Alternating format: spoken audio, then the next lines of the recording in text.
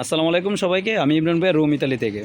আপনারা যারা ইতালিতে আছেন অনেকে গুরুত্ব দেন না যে মেডিকেল কার্ডের উপরে। আসলে মেডিকেল কার্ডটা কি? মেডিকেল কার্ডটা করতে আপনার তেমন কোনো কিছু লাগবে না। যাদের নতুন সাদা কাগজ হোক, হলুদ সৌজন্য হোক, যে কোনো ধরনের সৌজন্য পাইবেন, আমি আপনাদেরকে বারবার রিকোয়েস্ট করব, আপনি অবশ্যই মেডিকেল কার্ডটা করবেন। মেডিকেল কার্ড অনেকে আবার কটিসিস কালে তেসরা শ্রেণীতে যাই বলেন, কিন্তু এইটার অন্তর্ভুক্ত যদি আপনি না থাকেন, আপনার মানে বড় ধরনের একটা সমস্যা হইলো চিকিৎসা করতে কিন্তু আপনার টাকা অর্থ গুনতে হবে। আপনার যদি এটা থাকে 50 কোটি টাকার চিকিৎসা যদি করেন তাও ফ্রি। এখন এটা চিকিৎসা করতে গিয়ে যদি আপনি ইনভ্যালিড হয়ে যান, দেখেন আপনার কোনো সমস্যা হয়েছে, সেই ক্ষেত্রে কী হইব ভাই? সেই ক্ষেত্রে কিন্তু আপনার মরার আগ পর্যন্ত আপনাকে সরকার পালবো একটা ভাতা দিয়ে দেবো। আর আপনারা জানেন ইটালিতে নর্মাল একটা ভাতা হচ্ছে গ্যাসের আপনার এখানে 1000 হয়, 1200 ইউরো হয়, যাই হোক।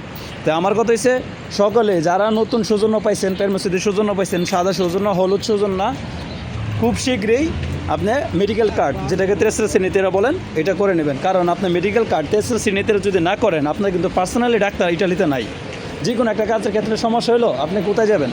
ইমার্জেন্সি যাবেন, প্রন্তস কোর্সেতে যাবেন, ঘন্টার পর ঘন্টা দাঁড়ায় থাকতে হইব। তাই আমি আপনাদেরকে পরামর্শ দেবো, এই মেডিকেল কার্ডটা আপনারা অবশ্যই করবেন।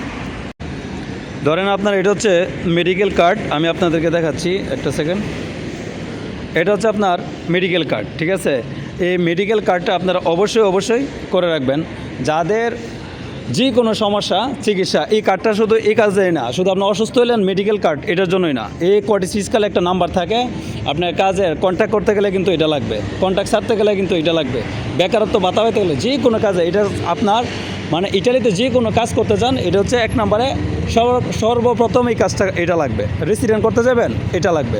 আবার আপনাদেরকে রেসিডেন্ট সম্পর্কে একটা বিস্তারিত ভিডিও নিয়ে আসবো। ধন্যবাদ সবাইকে।